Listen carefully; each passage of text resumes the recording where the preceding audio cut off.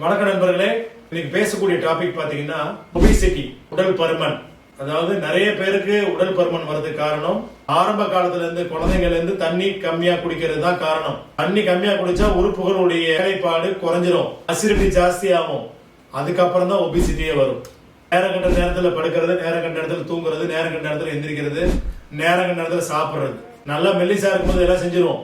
ஒரு குண்டா போனதுக்கு அப்புறம் டயட் கண்ட்ரோல் என்னத்தை கண்ட்ரோல் பண்ணி என்ன பண்றது? திருப்பி திருப்பி ஏறிக்கிட்டே தான் இருக்கும்.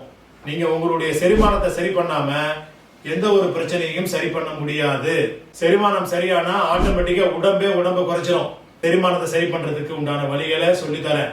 நேரத்துக்கு சாப்பிடுங்க, நேரத்துக்கு தூங்குங்க, நேரத்துக்கு எக்ஸசைஸ் பண்ணுங்க, நிறைய தண்ணீர் குடிங்க.